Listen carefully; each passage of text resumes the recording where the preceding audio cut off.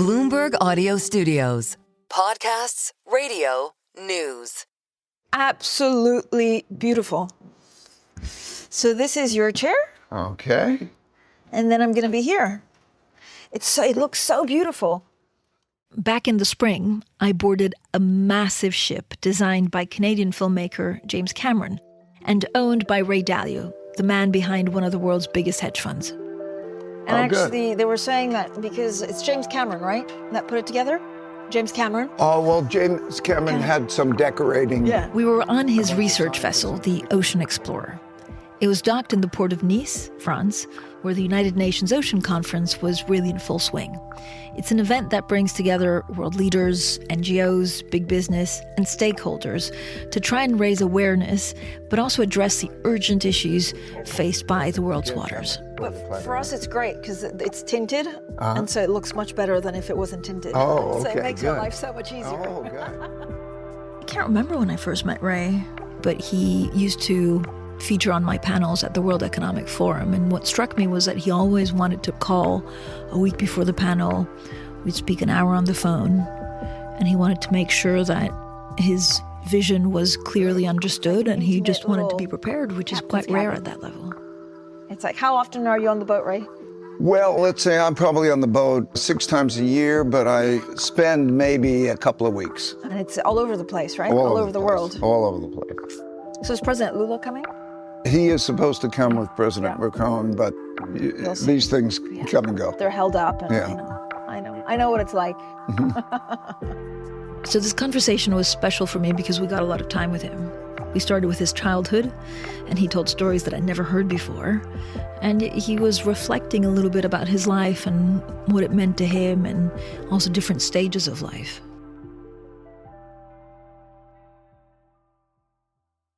Recently, Dalio co-founded the nonprofit OceanX with his son, Mark, to travel and document the world's oceans.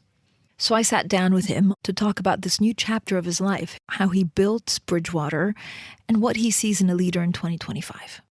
I'm Francine Lacqua, and this is Leaders, the series that delves into what drives the world's most influential minds.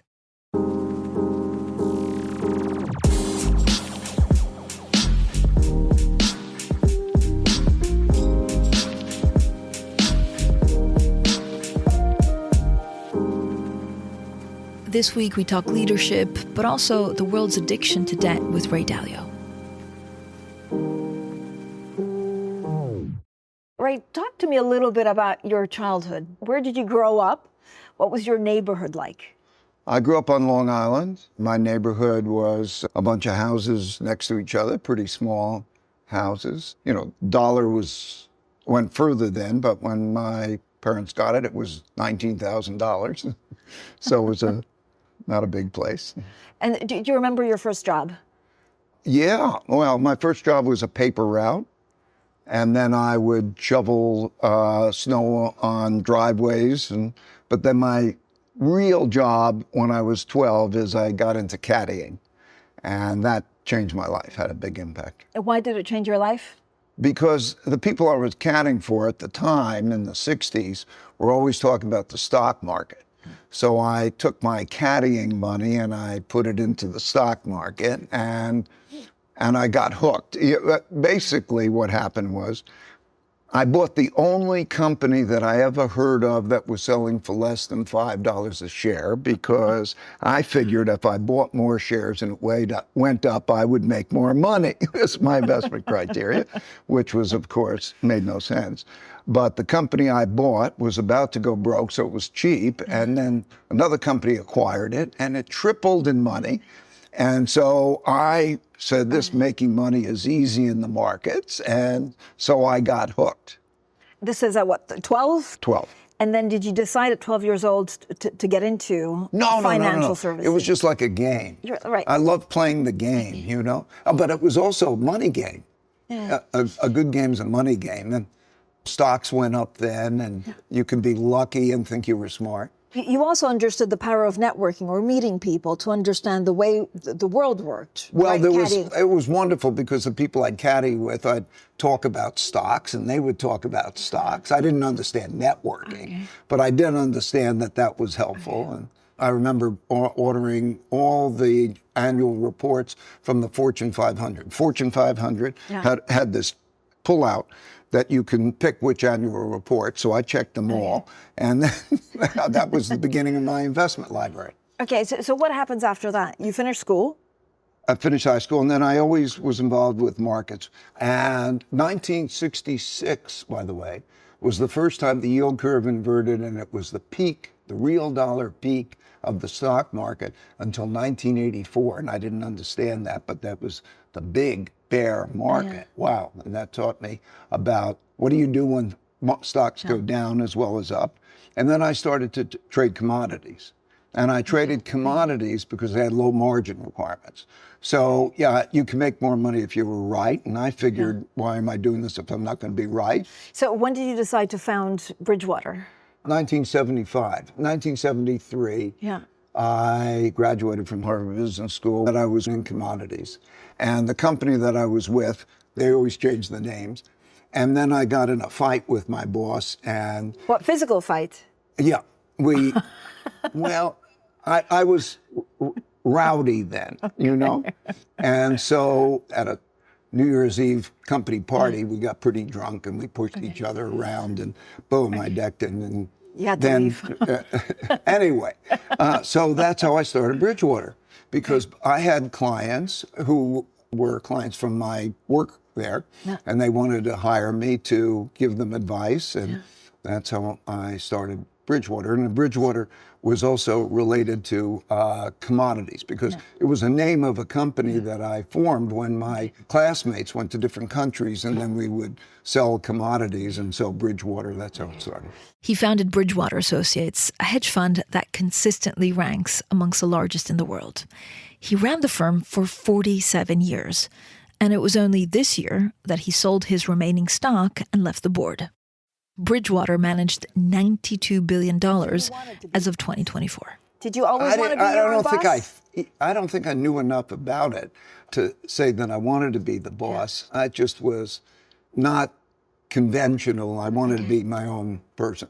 So when you start Bridgewater, it wasn't plain sailing. It was a bit of up and down, and at some point it almost went under. Yes, which was one of the best experiences of my life. It changed me. Yeah. So I would advise companies on hedging, and then I would trade my own account for commodities and so on. And this was in the 70s. And the 70s was a wild period, you know, the market's wild. And so in 1979, Paul Volcker gets appointed and tightens monetary policy. And I calculated that American banks had lent much more money to foreign countries that those countries were going to be able to pay back, and that we're going to have a big debt crisis. And this was very controversial, this view. And then, because of that type money, in 1982, the stock market crashes, and a series of countries defaulted on their debts. And then I was brought into a lot of attention.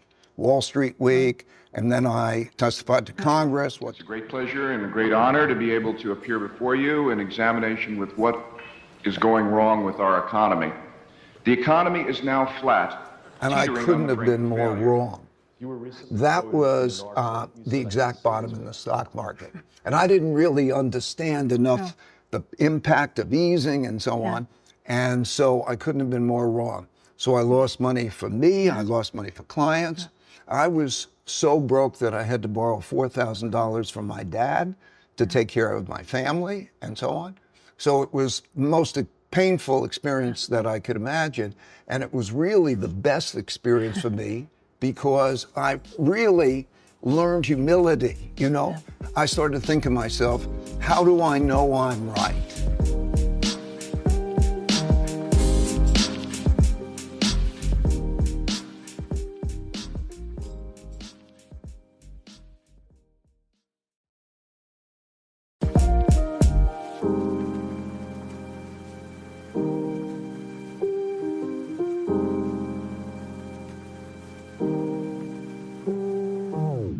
Hitting rock bottom was a turning point for Ray Dalio, but failure and self-doubt gave birth to two key philosophies. One, open-mindedness, and the power of diversification.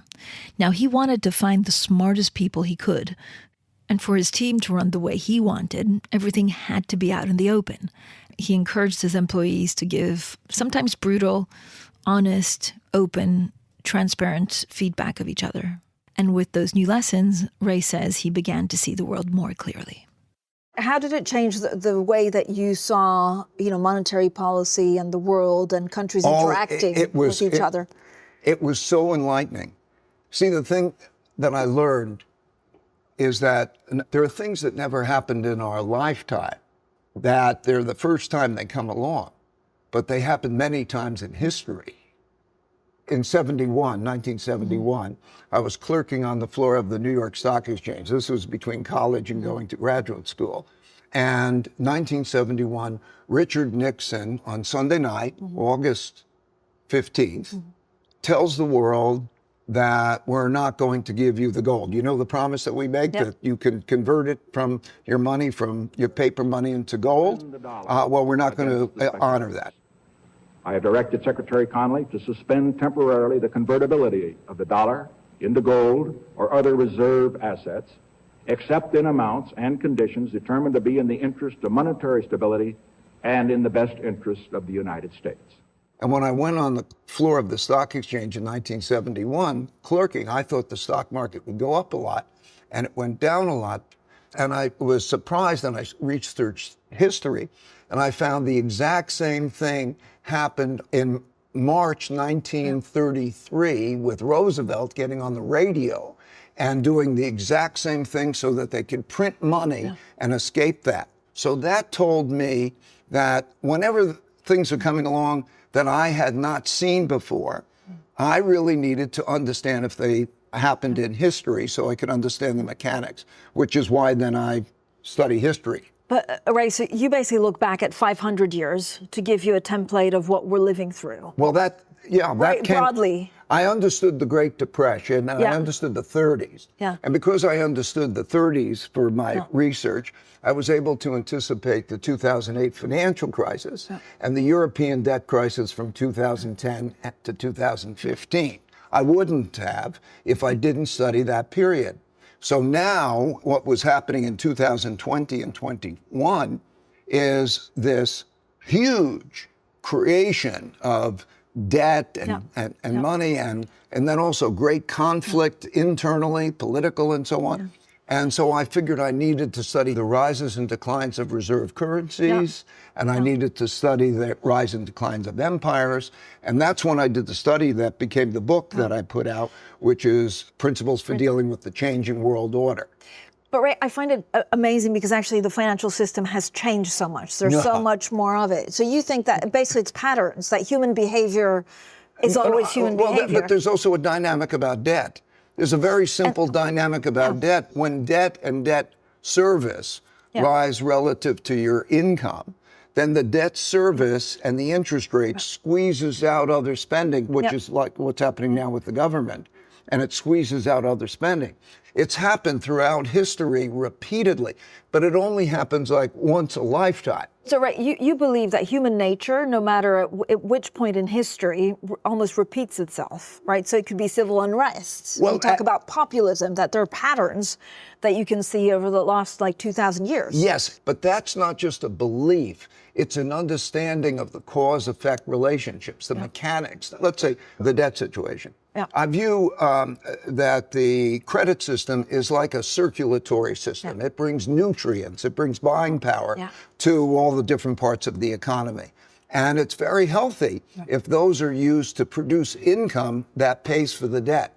But if it doesn't, and what happens is the debt rises relative to the income, and the debt service rises, it's like plaque in the arteries that then begins to squeeze out the spending. And then if it becomes a bad investment because it gives a bad real return, then there will be selling of that. It is following that pattern. So it's not just a belief system, it's an understanding of the mechanics. You start Bridgewater and you want radical transparency. Right. Talk to us about your principles. My principles in a nutshell is that I want meaningful work and meaningful relationships through radical truthfulness and radical transparency. Okay. So meaningful work, me and the people, I want them to be on a mission together. that we feel we're excited and we're on that mission. And then meaningful relationships. You spend all the time with those people and so on. If you have a meaningful relationships, they're reinforcing, it's fantastic. And I want radical truthfulness because we have to know it's true in order to deal with it. We can't have politics. And so to be able to be totally truthful with each other is foundational. And then transparency, so you can show everything so that they know there's no spin and they can make their decisions, is a very powerful force. But radical transparency or radical truthfulness can also hurt. Have you had any regrets where you were too transparent or too truthful with people close to you? It can always be a challenge. Yes, it depends on the person. Like I have to kind of explain and deal with it in a certain way, and it depends on the person. What I basically ask them is, can I tell you what I think? Yeah. You know, almost like asking a permission. If we can be truthful with each other, we can work things out and so on. But still, there's a large percentage of the population, even when you do that, who finds that very difficult. And so I've always had a struggle about how to get that right. What I found is that with time and the right explanation and people being able to learn to trust, I can get that maybe with 2/3 of the population or something. And then there's a third who it just doesn't work with. And then I'm faced with the choice, are we going to operate that way or not? So I think the important thing is to try to let them know that it's part of personal evolution to find out together what are the strengths and the weaknesses, but it's a challenge. Did you ever think you went too far at Bridgewater with the truth? I always, not in a general way, but in always trying to get it right. It's almost like touching a nerve. What I call it is tough love. It's tough love, right? Now that by being tough with somebody and honest with somebody, and by the way, two-way, that they could be tough with me and honest with me about those things. But this is the concern with leadership, right? You also want that person to be confident, because as soon as you lose that confidence, then you no longer have a player that's any good. Yes, but you see, the confidence I learned to get was by knowing my weaknesses, to gain the open-mindedness, like what I've watched in terms of people's evolutions. I've hired the smartest people, and they are too much attached for their knowing. And I watch them, they reach a ceiling, kind of. So when they can break through that, and they can gain an open-mindedness at the same time as you are still being able to form your own opinions, but to take in, and they move above that, then I find that they're fantastic learning, but you have to break through that barrier. What do you think is the biggest mistake that leaders do that leads to their downfall? I think it is not knowing their strengths and weaknesses, not having the humility, not being adaptable enough and change capable enough. Some people struggle to lead, right? They want to lead by consensus. That's very true. There's a balance between autocratic leadership and democratic leadership. I don't believe either of those work, okay? The autocratic leader is the person who believes that they have all the answers and just follow my instructions. And I don't believe that works because they don't know enough, and also they're not having the people with them. I don't think democratic leadership works like you take a survey or something. And so I believe an idea meritocracy works. I had a process of what we call believability weighted decision making. For a variety of reasons, we collected a lot of data on people and they each rated each other and so on. And we would get a good sense that in this area, in that area, that person's particularly strong and less so. And then we would try to then have what I would call believability weighted decision making. You don't have to do it in a systemized way, the way that I'm describing it. But like any of the decision making, like if you're going to pick your doctors, you would start to say, okay, who are the believable party? Triangulation of believable parties, and you have that. I think that's the best way. How did you think about pay? Was it important I think about pay as being sharing the mission. We're on a mission. And if we're successful, then we should share that. If we're not successful, we'll go through the pain. Can we go through the pain together in order to get to be successful? Everybody has to be on the far side of fair, but you have to communicate clearly with people. Are they on the mission with you, and are you fair? If it's too transactional, you're going to have a problem, okay? I want people who will go through the ups and downs with me because we have a greater mission. Because after all, if everybody can have the basics, that they can take care of their family, they can do, all that, and then be on a mission to make something great happen, that's a great way to be. Was it tough leaving Bridgewater? No, it was a change, a big change, but it was like watching my kids grow up. Okay, this will be the 50th year of Bridgewater. For 47 years, I was responsible for Bridgewater. To watch that next generation, you know that you want them to be on their own. I want Bridgewater to be on their own. I want the next generation. I know that I'm going to disagree with some things just like they disagree with me, but that's the way it is. That's the way that natural evolution is. So it's wonderful. I know, but when your kids grow up, you still miss them a little bit, don't you? No, I don't have to miss them. We could still see and hug each other, and we could still have conversations about how the world works or any of that, right? But the decisions are theirs. And that's how it should be. So, Ray, talk to me about this phase in life. What do you enjoy the most? Well, I'm still addicted to the markets. Do you look at them daily? Oh, yeah, all the time, right. What, bond market, I'm as immersed all of them? all of the markets. Equities, I'm a global macro investor in market. all liquid markets in the world. And then I've also gotten into venture and private equity and all of these things. That's my game. I'll do that till I die. Yeah. But in terms of what I like the most, I love the transitioning. And I love the transitioning also of my family, like grandkids. Yeah. Grandkids are absolutely fantastic. I love being in this with my wife and my children and my grandchildren, that kind of transition. So those are the things I like the most. On the markets, do you trade? Do you trade? Is it your own money, like family money? Yeah. And how old are the grandkids? Do they want to know about financial matters? This is now what we're starting to play. My oldest just turned 12, right? And so we talk about markets in a certain way, you know. So I'm trying to get him hooked. Okay. And he's liking it. He's liking it. Yeah. He's getting the concept. Like, basically, economics is pretty simple in the sense of there's more money coming in than it's going out. Yeah. So he and his younger brother have found out that if they go to the park in the winter and they buy a certain amount of cocoa and they sell hot cocoa, that they can make quite a bit of money. And then when he takes that money and then he thinks, okay, should I save it or should I spend it? So now he's got a choice, but he has buying power. And then also saving it. Then if he saves it, then the question is, what does he do with it? Okay, that's investing. Yeah. So that's what we do. Right. I've interviewed you for many years, and actually what always surprised me is that it's always simple concepts. People overcomplicate the way the economy works, the way the markets work. And you've always boiled it down to simple concepts that then becomes more complicated with things attached. But it's always a basic idea. Yeah, you can lose sight of the fundamentals by getting into this complexity, you know? I forgot who said it, but they said anybody can make something complicated. It takes a genius to make it simple. Most things are simple, then you can get into the details. You've never frayed into politics. No. Why not? I have the things I'm doing, my games, the investing, and so on. It's just not my thing. But if you look at the complicated politics, the polarization, the anti-globalization kind of cloud that's touching the world, do you worry about it? Of course. My book before last was Principles for Dealing with the Changing World Order. Yeah. And it painted a picture of what's happening over and over again because people don't see it. And it's happening now, okay? You have to put it in context. And then also the latest book, which is How Countries Go Broke, the big cycle, to show the mechanics of that.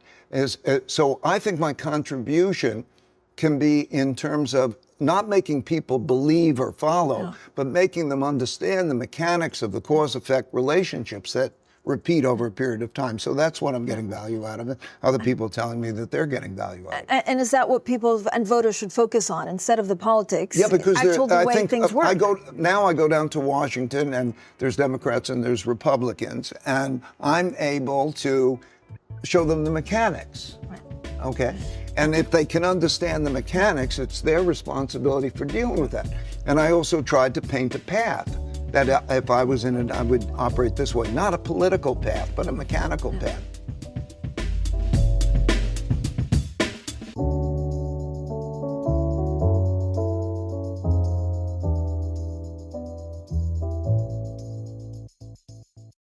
Talk to me about OceanX. So it's incredible that in 2025, we just haven't spent enough money to understand the ocean, right? Yeah. In everything that we're trying to do in the green transition. Why was the ocean so unloved for such a long time?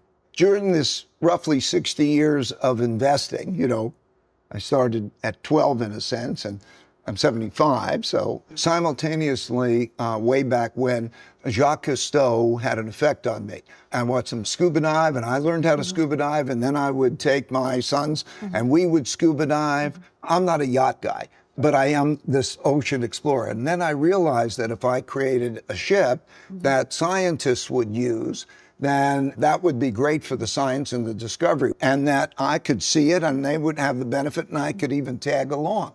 So I started to do that with the prior ship and then this ship, and I'm finding out that I'm able to have an impact. Right. The ocean is our biggest thing, right? It's 72% of the world's surface. And the highest point on Earth, on land, which is Everest, is 11,000 meters. Same going down for the Marianas Trench. And it's totally undiscovered. And it's very exciting. So not only the usefulness, what it has in terms of our own impact is enormous. And I can have an effect, a beneficial effect. What do you think people misunderstand or know the least? I know we talk a lot about, the ocean becoming more acid, and that's actually terrible for the environment. And yet we don't talk about it. Well, there's so much, emissions. and I think part of it is intellectual and part of it is visceral. Our subliminal is making the decisions. Our subconscious mind is making it, and what we're attached to. It's like there's a sheet and the ocean surface, and you can't see below it. And if almost that was like glass, and you could see below it and you would see it, then I think there'd be a whole different reaction to it, right?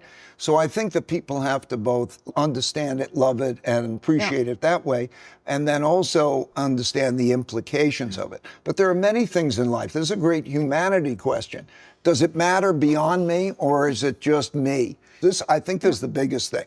The biggest thing are how we are with each other.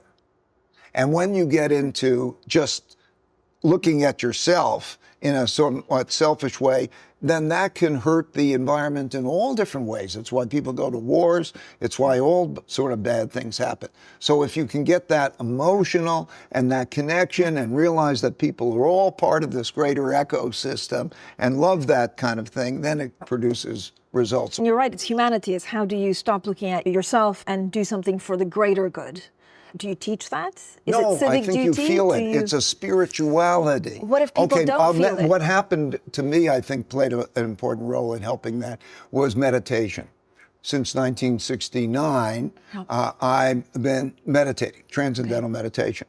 But different people do it a different way. Prayer is a way, and so on. But when there is that process in which there's kind of a repeating of a mantra and so on and so forth, it's sort of, whatever brings about that starts to create a connection with everything. You're part of something. I think you can teach it intellectually to some extent, because it's certainly true, but at the same time, it has to be that you really feel it. Why did you start meditating? Well, I started because the Beatles did it. And when the Beatles did it and they came back and they said it was cool, I figured I'd try it. Okay. Right? And I tried it, and then I would see the effect of it. So you see life in like three phases: the growing up, the building, and then the giving back. And Yeah, so the giving sort of. back is what, like the mentoring, but also that's why you started writing books. Yeah. And like with animations to try to get people to understand the economy and the way the world works. Yeah. When did you have that idea? When I was stepping out as CEO, Okay. I had written all these principles, because I mean, literally, I had hundreds of principles there, and they were kind of organized. And I figured it was an appropriate time to pass along the principles. It really wasn't writing a book as much as collecting them and getting them in and organized. And then that sold like 5.5 million copies in 36 languages in 150 countries or something like that. And people said that that made a big difference in their lives. And then I just kept doing it. So the notes you would send to employees, actually the principal notes, all it the was time. always When I sent was to... and I would also send tapes of the struggles that each was having. And not only that I was having, but that others were having. That created a culture. Every organization needs a culture. So what is the culture going to be like? Employees like that? Did they like the feedback or the principles or the... At first, a typical employee finds it very shocking. Through time, somewhere in the vicinity of 2/3 of them couldn't work anywhere else because they would then have it all behind the scenes, and then there's gossip, and they didn't know what really is going on because they wouldn't get radical truthfulness and so on. But some people didn't like it. You stayed relevant in one way or another. Other leaders maybe either don't know how or don't want to stay relevant. Like it's tough, when people stop recognizing you after a life in the spotlight. Oh, I think that No? No. I think that we all are going to be totally forgotten, like that time. If you're working to be remembered or to be relevant in the spotlight, I don't think that's a good idea.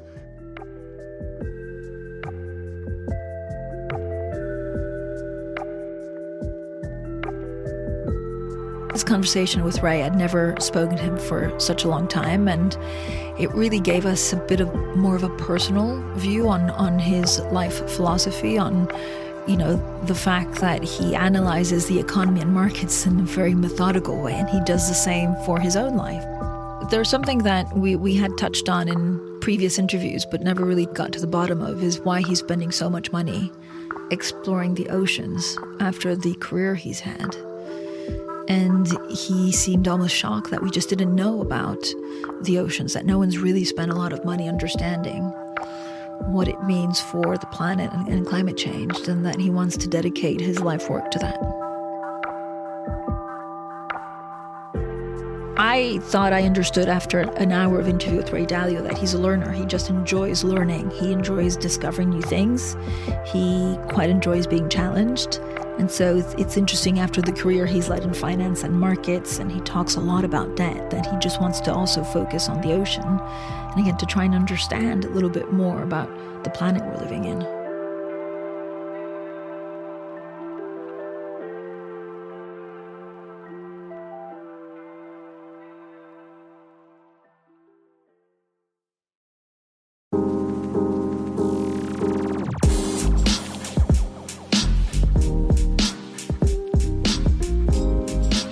Thanks for listening to my leaders interview with Ray Dalio. You can catch the full episode and see the OceanX, designed in part by James Cameron, on our originals episode at Bloomberg.com or YouTube.